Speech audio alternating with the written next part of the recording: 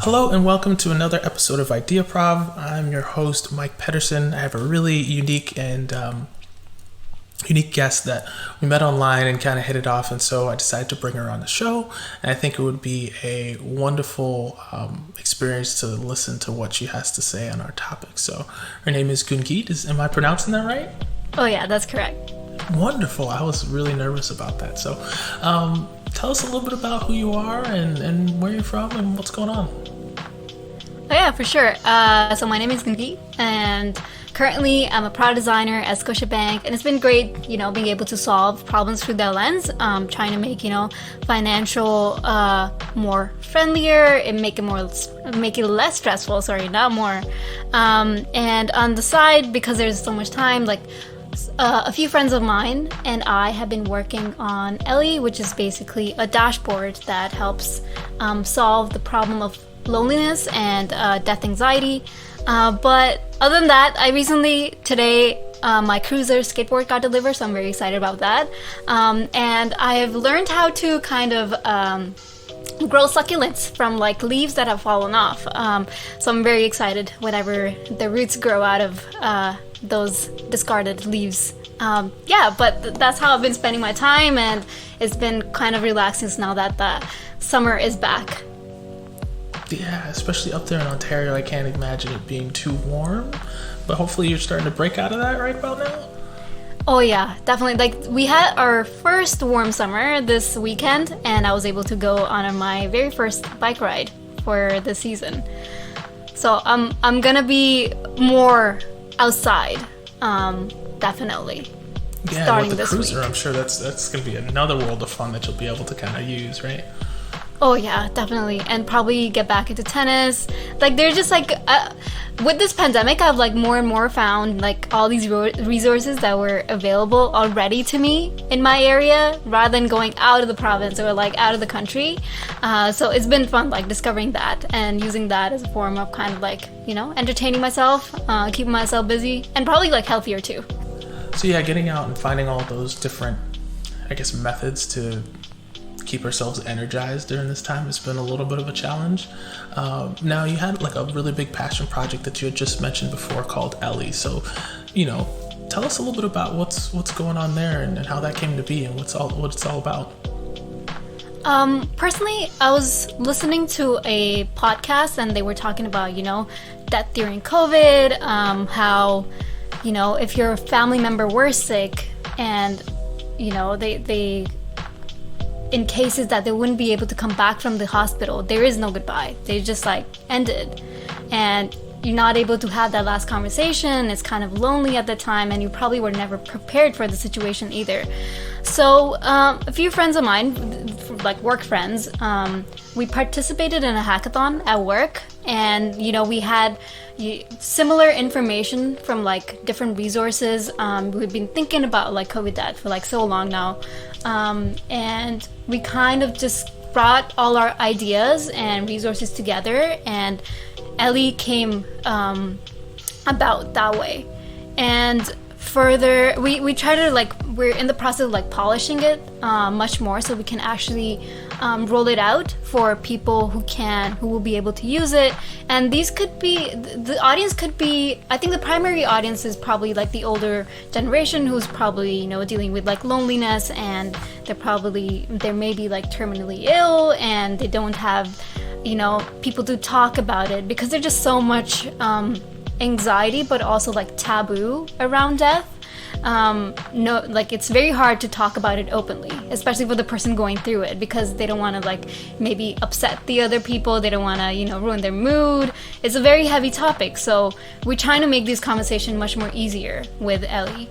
But other than that, even younger people who want to become more comfortable with it, with the idea of death, they can join the platform to kind of understand more of what is to come. And it's not just about the logistic sense of death. You may have to write a will, you have to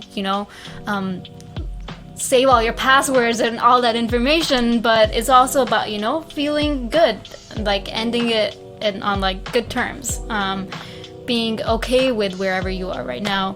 And it's been a very interesting journey, and I'm very excited that we're getting closer to kind of like, developing it and pushing it out into the world.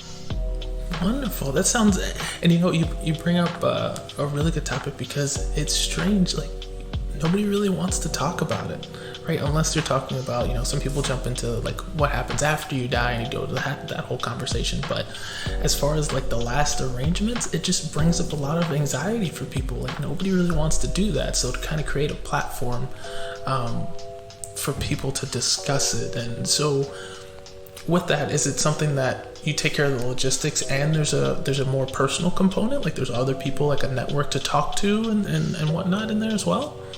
Yes, we would be focusing on like both of these, I guess, tracks. But yeah, like we did so much research around even logistics, and it's crazy how expensive it is to actually die. It's mind blowing. Plus, like when your family member is in that situation and you go to kind of make these final arrangements, you're in like an emotional and vulnerable space. It's easy to other people take advantage of, like, how the stuff that they're selling to you, it could be way more expensive than it needs to be, and they're not just like one way of like making final arrangements. Like mine, I feel like I think about my death like more often than I used to, but I'm like, maybe like I don't want like a funeral, maybe I want like an end of the life, like a party, like go enjoy, like I lived a good life, I want to live a good life, and I want people to remember me like that, It's just like death is not bad for me. It's just making space for like new things. And there is a deadline to everything. There's like an end to everything. And that's just like a good cycle. It's a healthy cycle. Of course, like I'm not saying that, unnatural deaths are like good, but it just like when it's time, you should be able to let go of things and then coming to terms with that as well. I think it's a very important piece to the whole, the topic. Yeah, it's kind of coming to terms with what it's going to be like, what your final arrangements might want to be. Some people might just want to have all their loved ones and have a party on the beach or something like that, and just kind of looking to that and not having that taboo or stigma of it being a negative experience. Like make it positive, like go out with a bang almost, so I could see this definitely being a platform that could really galvanize people and just kind of get the conversation out there, which will kind of remove the tension around it, I guess you could say. So when we were talking about removing that tension and kind of galvanizing people around a certain topic, one of the things that brought us together as far as an episode topic that I think was really, I guess, going to be pressing over the next couple of years, I feel, is this topic of media, what's being put out there not only on social. So our episode topic for today is oftentimes the media impacts our perceptions.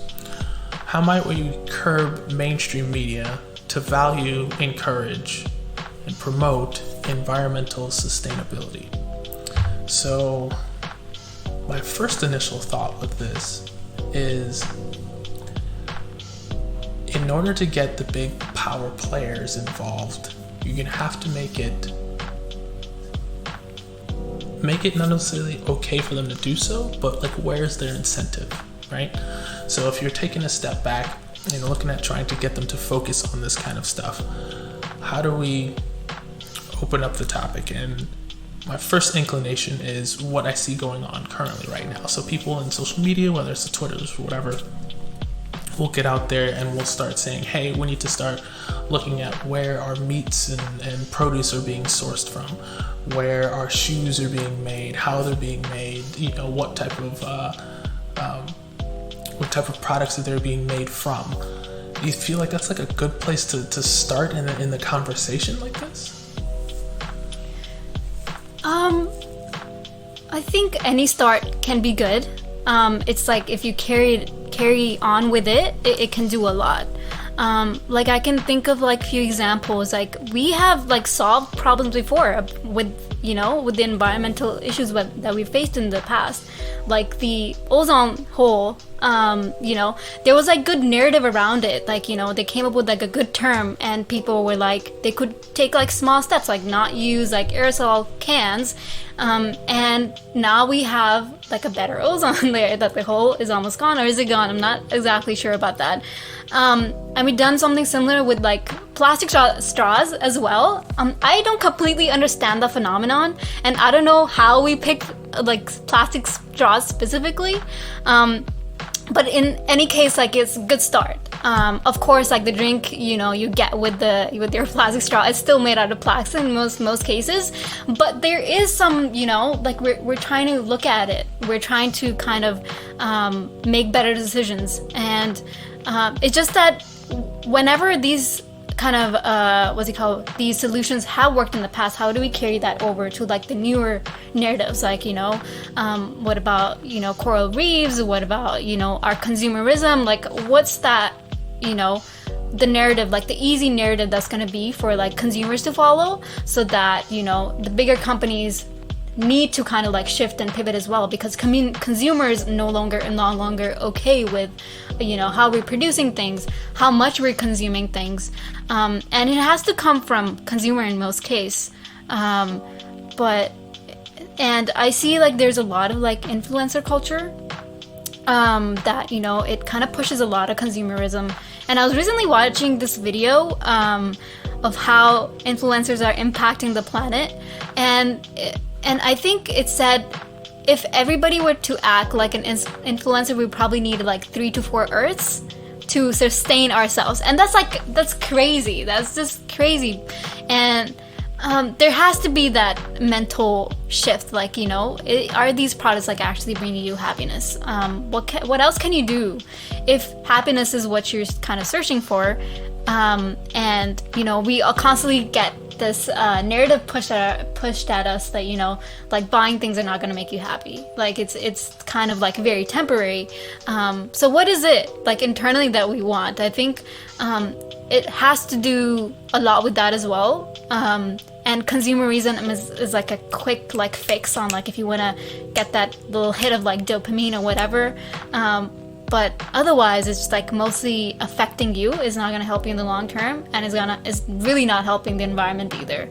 But I've seen like other solutions as well, like, you know, turning waste that we generally would like throw away into turning into like products. I think there was this company, I think in UK, who was turning like, you know, those pop can little things on the top, what is it, yeah, the little tabs on the top, so they're turning into like handbags, and these are going for these are very expensive bags, but like there's like a demand for it and there's a market for it, so it's like working out. And I really like how a lot of companies are shifting towards like, you know, reusing this like garbage and turning into products. And I think I've been seeing like a lot more of that, and I'm very happy to see that shift, and even like consumers or even influencers, you know, promoting stuff like that, so that it's kind of become like cool, and more people would want to look into products that are produced in that way. So that's been very interesting for me. Yeah, I think it's the same thing.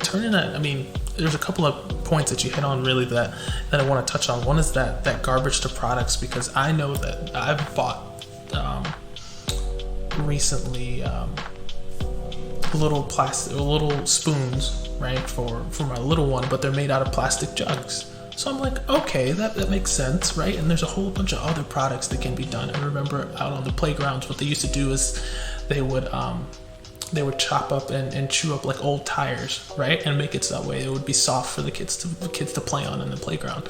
And I feel like I see these things all the time, but I never feel like they're effectively communicated about the positivity that's bringing to the environment. I don't know whether if it's maybe just not sexy to portray, you know, but because it's not like a big company that might buy TV ads or radio ads or out there all over the place. I think another avenue that you brought up that was really interesting is the concept of the influencer. I was like, could we leverage some of these people to promote the environmental change, right? One that I always kind of look at is, of course, Greta Thunberg in Sweden. She's huge into, making a stand and all. He's doing these things, but it feels like it needs these massive amounts of people to generate this stuff. And I feel like if one company just makes an easy change and says, hey, I want to use this product instead of this one, we can save X amount of dollars. Now, a lot of it comes down to finances, right? Companies want to make these big money, but I think the one that you brought in is if the customers and consumers of these products start requiring more healthy environmental products, the companies will almost have to follow, right? I mean, if they still want consumers, if they still want to sell their products, they're going to have to figure out a better way to cater to those customers if they're going in the environmentally friendly route. Mm-hmm. Yeah. I feel like most companies, more than anything, they care about money. They need to run a company, they need to pay their employees, like all that, it makes sense. It's part of the business model, and how it works. But I think it's not until like consumers are like, oh no, we no longer subscribe to this, we no longer want this. The companies would have to shift because they're not able to sell their items or products or services or whatever they're doing. And oftentimes, like if a company does want to shift to like more sustainable kind of business models, is very expensive for them. There needs to be like a little bit like a back and forth between the consumer and companies at all time to kind of create that balance of like supply and demand. But I was listening to, I was reading to this book. It's called like Donut Economics. Very highly recommend it. And it talks like about economies, like, almost like plateauing and needing to, like they need to plateau at some point. You can't just like, the GDP can't keep on rising because that just like, you require so many resources for it to kind of, continuing to churn that money all the time. And it's not sustainable. Like, there was another point in that book, how like there's this narrative that, most of these first world countries have become like more sustainable over time, like they're cleaner and they've like figured out everything. But for them to get to that point, and if all the second and third world countries were to do it again, they would need like a lot more earths. It's just not a good way to do it. We often like ship our garbage to other countries. Like just because we don't see it doesn't mean like we didn't generate it. We generate a lot of garbage as like first world countries. Like food waste is like, it's like the stupidest. I feel like it's the stupidest problem. Like there's a lot more that we can do with it, even with like I think biofuels, of course, like it's very expensive compared to like gas prices. But other countries where there are limited resources, like they would turn, discarded fruits that they couldn't sell at the end of the day, and it would go into like this facility, and they would turn it into like biofuel, which can, which is like helping provide electricity with like street lamps and whatnot. So there's that kind of like, in those countries, it feels like there's like almost like a shortage of like resources, so they have to come up with like very creative ideas. And this is low tech. It's not like high tech. And we also have this narrative around like low tech being like, oh, it's not good enough. Like but like it's like the best, like the most beautiful form of like genius. People get so enamored with the high-tech stuff, the cool, fancy, shiny toys of invention and innovation, that they forget like not everything has to be there. One of the ones that always gets me, and I'm sure it probably gets a lot of people out there, is we have this massive issue with food waste, like you talked about, but we also have this huge issue with people going hungry. And I'm like, how is this not solved yet? Like this, it seems, and I'm probably pretty naive to just think that you can just put these things together and like you'll solve this magical bubble with rainbows and unicorns. Like, that's not going to happen. But I also feel like if a lot of these food manufacturers will come up with better sustainable ways, like, and then intertwine with some of the social good projects in regards to that. Like, you could potentially solve both of these problems at the same time.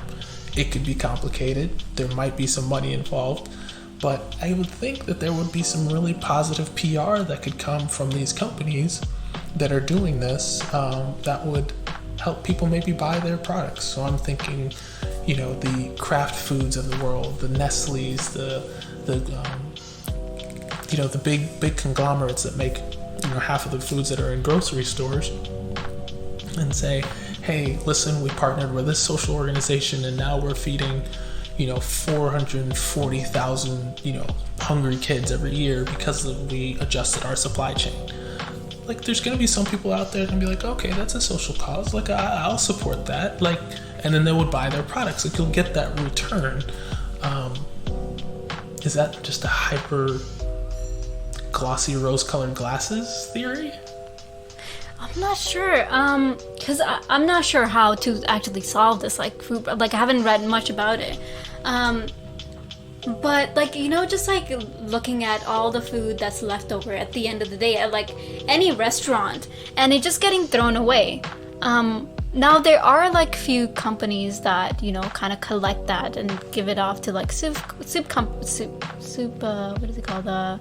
the homeless shelters and whatnot. They're just because, like, it feels like there's less money to be made in some cases, or, like, you can't say, like, oh, this is not going to be a sustainable model, like, it just, like, thrown away. It's like, it's almost just feels like that problem is just not worth solving because you're not benefiting economically, and it's hard to do that if you're not financially sustainable to get into that mindset.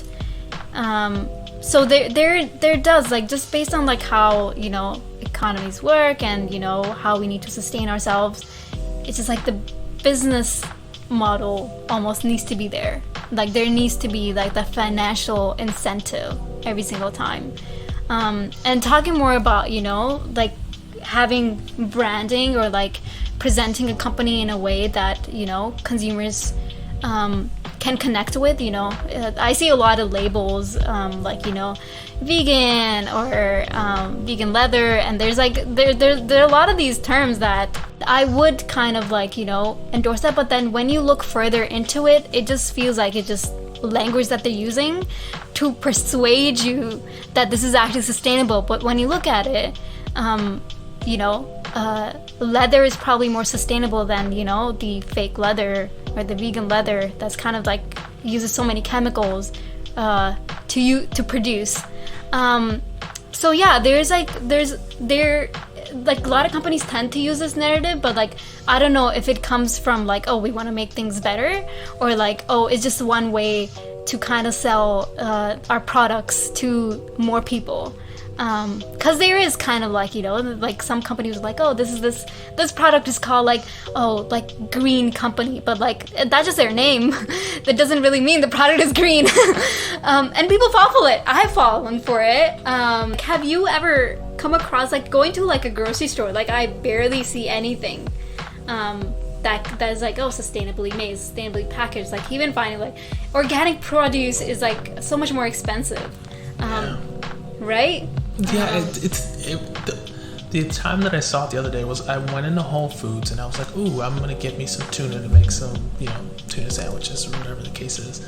And I saw on the can it was said, sustainably like wild, or was it hand line caught tuna? And I was like, okay, this feels, the packaging was there, like it had the story on it as far as whatever. And I was like, okay, this seems sustainable. Like I'm gonna go for this tuna, right? And it was like $3. I was like, okay, it's not ginormous, but comparatively speaking, at the other places where it was mass done, it's 69 cents. So, like, in order to buy something that's sustainable, I have to pay 2, 3, 4 times as much. Like, that doesn't give me the exact incentive to try and buy the healthier options. The same way like you're talking about with the organic produce. They slap an organic sticker on it because it doesn't have the pesticides and etc. But then I have to pay double the price? Like, that's backwards, if you ask me. Yeah.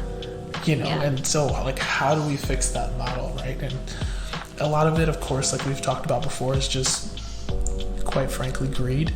People want to make the most money that they can, and the business is trying to do it as well, so that way CEOs can make billions and take care of their shareholders, etc., etc.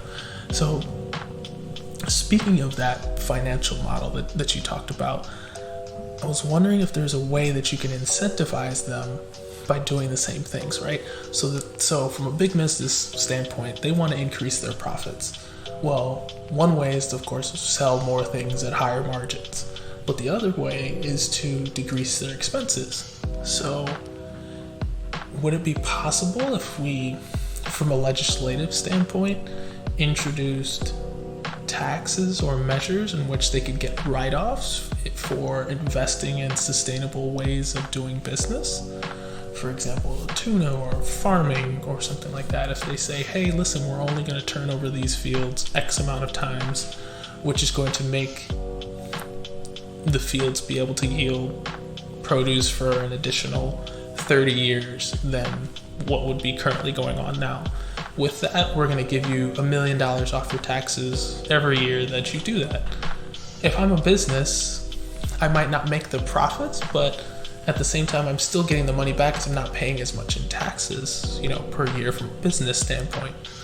Of course, the model and the specific finances would have to be decently significant, but I would think it would at least get the attention of larger businesses that produce a lot of either the food or the consumer products that we purchase, in an effort to get them to think in that model, because hey, there's incentives there for you to use in order to be better as a company.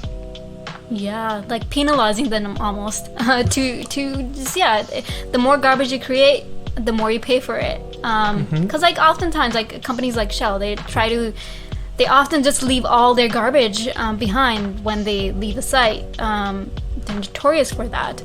And even like, what if you just made like unprofitable to make that much money? We don't have a cap on like how much a company could make. And is that like how, I wonder like what would need to happen for that shift to happen? Is it just like how much, like how does the government profit for that? Like, what do they lose if they kind of put a cap on like each company of like how much they could make? And if that could actually help with how a company functions, because oftentimes is the more the company becomes successful almost, and they might be taking shortcuts in some sense to increase their profit margin. Is that something a government can kind of like limit, to put more responsibility on them? Maybe like calculate how much carbon they're producing. And have you watched that movie In Time? It's like with Justin Timberlake. So basically, every person in that movie, like the characters in the movie, they have like almost like a watch like in their skin, and the more and it functions as like money. So you work, you get like more time, you can live. If you run out of time, you pretty much die. Yes, wait a minute. I did see that. That was a neat concept. I remember that because like you work and you got more money, and then depending on other things you did, like if you did drugs or whatever, like you would lose time off of your watch. I know. Yeah, so I was thinking like, what if there was like a carbon tax like that? Like, of course I'm not saying like if your carbon tax is like too much and you just like, government just like, makes you disappear like overnight. But like just making individuals more kind of like aware of that too. Like, I'm sure my carbon footprint's like very, very high. I try to live a responsible life, but it's just like it's so much more harder because I don't know where I am with like every product I buy. Like the skateboards that just came in today, I'm not sure how many trees may have been cut down. I'm not sure like what kind of materials were put into this. What about the wheels? I'm sure like this was very expensive for the earth to generate, but I can't tell, and it's not in my kind of like, I'm never given that information, like that information is never presented when I go through like checkout experiences. So I wonder like if that could hinder or like help me make more informed decisions. Do you see that as something that, you know, that could affect your decision making at like checkout experiences? I think it would, because it's funny that you mentioned that. I watched a documentary on water, and pretty much what it was saying is there's, you know, everybody thinks the earth is 70% water, and we can just, you know, take water out of the oceans, you know, remove the salt and giant desalination plants, and we'll have water forever. And it's just not the way it works. And so pretty much what they're saying is, unless we come up with a way to do that on a massive scale, to create millions of gallons of fresh water from the oceans in the next 30 years, we are essentially working on 1% of the Earth's fresh water, which is crazy to me.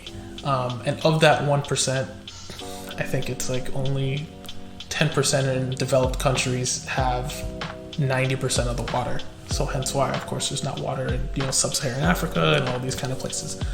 But I say that to say that in there, they were saying that the true cost of water isn't reflected in the goods and services that we get on a regular basis. So you're talking about manufacturing plants and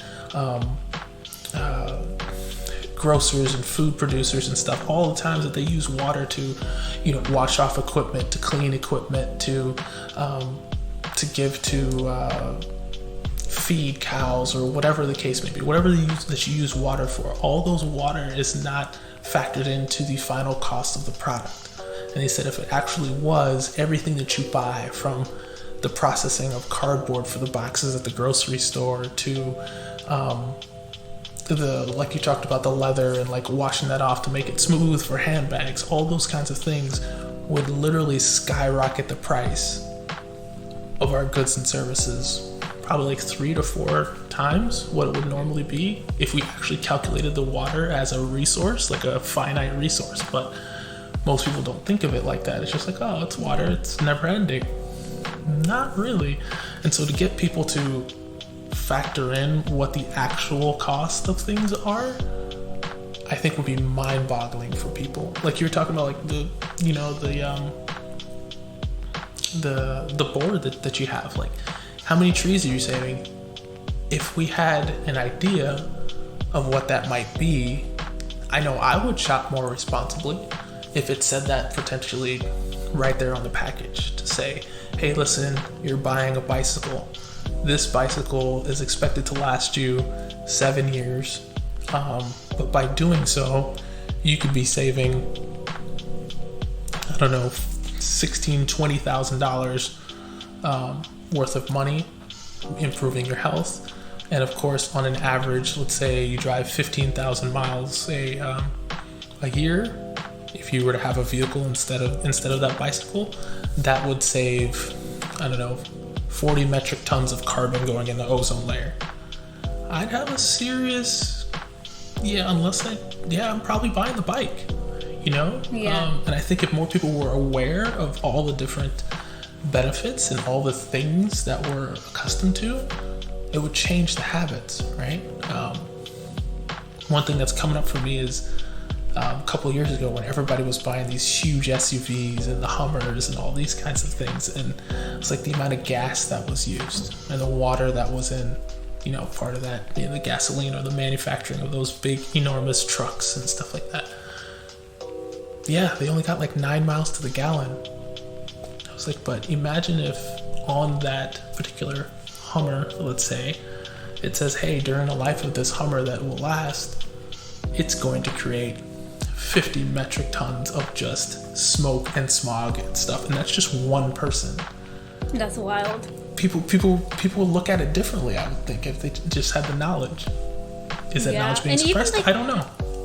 Yeah, and I think you hit on an interesting point. Like, you're talking about like the cost of like, you know, the extra kind of waste that we're creating without knowing. Maybe like maybe for this person who owns this Hummer, you charge them. You just like, I'm just making in this. I feel like I'm just talking a lot about like just make people pay more. Just like penalize them for everything. So you create this much garbage, you pay for it. You pay for it on top of the gas you're paying for. So you make these like bad products even more expensive. So they have to go for like the better products that are created more responsibly. And I feel like when you like it's hard for companies to kind of shift in that sense of like short term, so that they're saying like, oh, we did create a lot of garbage, so like you better be aware, maybe you don't want to buy it because like we did this. I don't think this is going to be in their interest, but maybe like a third party, maybe like a Chrome extension or something like that. So whenever you're on a page, maybe it analyzes, we have such great technology, let's put it to like good use. Analyze this product. Tell me like what I'm looking at the skateboard, but like tell me like how much waste is probably produced like on average creating like a regular skateboard. And there's enough data, enough specs on a page to tell you like, okay, this wheel was made out of this material. And it's made out of aluminum or it's made out of graphene, whatever it is. Like that's enough data to play around with, I guess. Like hopefully, I'm just making an assumption, but I feel like there's enough information to kind of deduce the impact of a product that I'm buying. But yeah, like I feel like that would be so much more kind of for me at least like a good way to like be able to like make decisions at the end of the day. If I want to be more responsible about my consumerism, and I think that's enough. Like even if like I'm not able to convince like other people around me, like me changing and me looking at things a little differently and kind of making other people maybe question a little bit more because they see me, but maybe I don't like interact with them about my lifestyle. It just like it impacts like people around you as well. They start to think about it on by themselves and hopefully make like better decisions. No, I think that's a huge point, because that's the way change happens. That's the way change starts, right? It's one person talking to another person about, hey, I made this one little tweak in my lifestyle, and maybe I might have, quote unquote, incurred a little pain because it wasn't as seamless and smooth as it was before, but this helps me do my part to make the world and life better for not only other people but the planet. So not to necessarily put myself first, but the single-use plastics, you were talking about, the plastic straws are a huge thing that it went viral. Like it forced large companies to remove it. The Starbucks and the McDonald's and stuff, like they had to go to paper straws because people were boycotting them. And all it takes is one or two people to kind of start that movement, and people start to think, hey, yeah, maybe we don't need individually wrapped utensils that are in turn one-time use and then end up in a landfill. Exactly. Like, let's find a different method that we can use to reuse some of this stuff, or use them in a different manner, or recycle them better and create them. Yes, it might cost a little bit more, but you're going to make that money back in the long run. And I think, to your point about creating that visualization for the goods and services, the true cost of goods. I mean, I feel like that would be right up the alley of like the EPA, Environmental Protection Agency. Mm-hmm. This is what you guys do, right? Like, let's track all this data for every good and services come in. We could probably create a ton of jobs by doing it, and have people like really calculate the true cost of things and put it out there, so that way people know, what they're buying and how it's impacting the world around them. If they still don't care at that point, well, can't really force people. And shame the companies, maybe in this Chrome extension is like, yeah, this company, garbage. Boycott. Yeah. Just added flavor. Just more added flavor to it. and people will have a field day, because it's going to create this whole other thing about, cancel culture and what you should do with it. And whatever, and taxing companies. But I feel like that's there. So, one thing that I want to touch on real quickly towards as we're getting close to the end is, I guess, what is the role of communication in all of this, right? So we talked about a little bit of the individual, me making my personal choices, of course the big business, but what is the role of communication in the middle of it? Like, is there a way that we can push more positive stories to make people or not to say, I shouldn't say to make, but to encourage that change, to encourage people to do the right thing versus just general advertisements being hammered to us by our cell phones and TV? Yeah.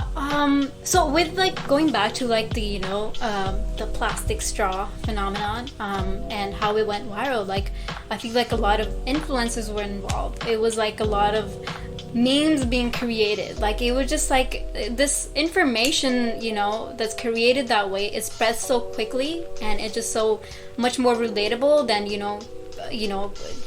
like releasing an article or something. Like these articles might be backed with like scientific research and all of that, but it just doesn't resonate with like most people. Memes help a lot. Like it just like I feel like it's like almost the best way of communication if you want to get like the word out like much more quickly.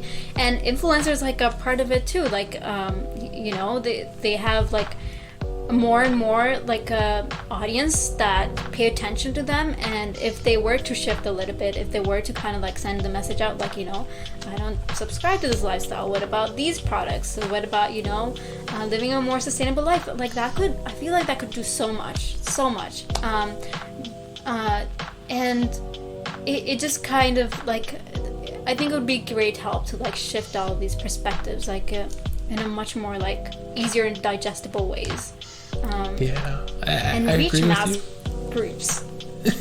I agree with you, and I think there's always going to be a little bit of a hurdle to climb, because let's face it, Earth Day is just not going to be as fun a meme as like Taco Day or something. Oh yeah. You know what I mean? Like people are going to share the stuff that's funny and lively and all that kind of stuff. But that's true. But like I wondered, like with plastic straws, it was like I think it was like the photo of the turtle, right, with a straw up his nose or something like that. Yeah. Right. Yeah. Mm-hmm. Right. Maybe more photos like that. Yeah. Deepfakes, but with animals.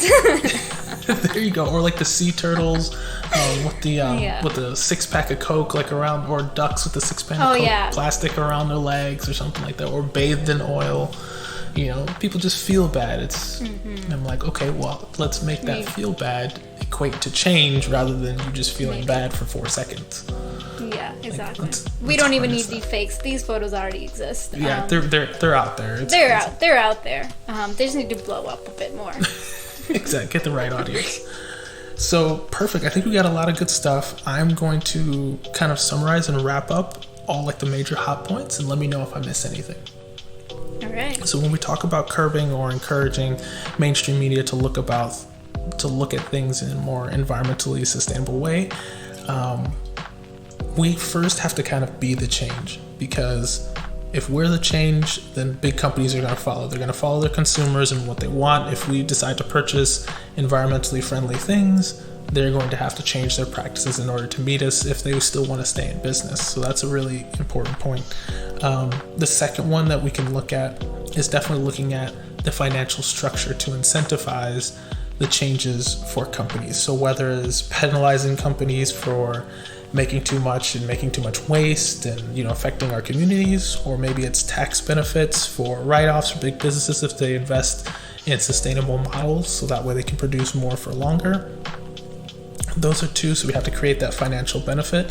And another one is from the communication aspect, using influencers for good and helping them push the word out there and communicating, and then also create a framework for the true cost of goods and services, so that way people can make informed decisions about the products that they buy. Mm-hmm. Did I miss anything in there? I think that was really good. Great. I think we got a lot of good stuff there. So Gungeet, I gotta thank you for your time, sharing your insights and thought process with me. There was a couple of items I would have never kind of touched on all by myself. So thank you for sharing your time and providing some good wisdom for us. This was amazing. I had a great time. Good. So thank you for all of our followers. If you want to continue the conversation, the blog post will be up on the website in a couple of weeks. And make sure to stay tuned after the break for our Ideaprov Insight.